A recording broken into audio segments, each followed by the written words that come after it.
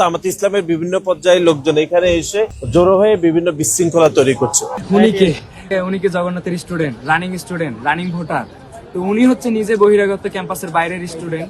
উনি হচ্ছে যে এসে হচ্ছে যে এই অভিযোগটা করছে যে জামাতের অমুক অমুক লোক আসছে। তাহলে তারা তো দাঁড়ায় এটা দেখতেই পারে, এটা তো অস্বাভাবিক কিছু না। তবে আপনি নিজে অভিযোগ করবেন, কিন্তু আপনি নিজেও একই মানদণ্ডের হচ্ছে সীমা অতিক্রম করতে পারেন নাই। এটার দায়ভার তো আপনাকেও নিতে হবে যে আপনিও নিজে ছাত্র না, ক্যাম্পাসেরও কেউ না।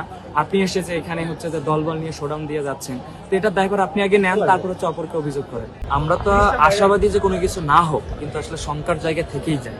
আমরা শুরু থেকেই দেখেছিলাম যে এক প্রকার উগ্রতা, তারপর হচ্ছে যে হেনস্থা করা, সবসময় ট্যাগিং ফ্রেমিং এর ভিতরে রাখা, একটা শান্তিপূর্ণ সহাবস্থান, এই জায়গার স্পেস গুলো না দেওয়ার একটা মানসিকতা শুরু থেকেই এক পক্ষের ছিল।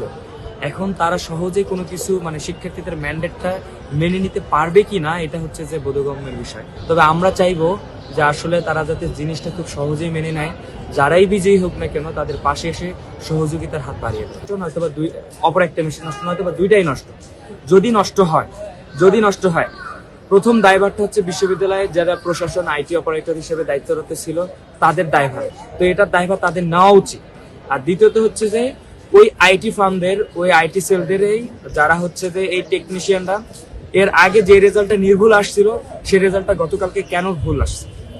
পরবর্তী সময়ে আমাদের হচ্ছে একটা প্যানেল বিশেষভাবেই তারা দাবি জানিয়েছে ম্যানুয়ালি করার জন্য, কিন্তু আমাদের যারা শিক্ষকরা ছিল, নির্বাচন কমিশনার এবং পর্যবেক্ষকরা সকলেই জানিয়েছে যে আসলে আমরা যদি এককভাবে এখন করতে যাই, আমাদের যারা প্রিজাইডিং অফিসার সবাই বাসা চলে গেছে। তার থেকে বড় বিষয় তারা হচ্ছে এটা প্রশিক্ষণ প্রাপ্ত না।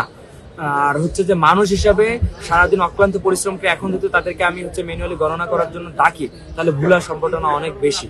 তো সর্বশেষ কোন একভাবে আমরা এক জায়গায় মিউচুয়ালি আসছি, যে জায়গাটা হচ্ছে এরকম যে আমরা একটা ডিপার্টমেন্টটা আমরা হচ্ছে যে প্রথমত আমরা ম্যানুয়ালি করব, দেন হচ্ছে যে ওই কাউন্টটা হচ্ছে মেশিনে নিব।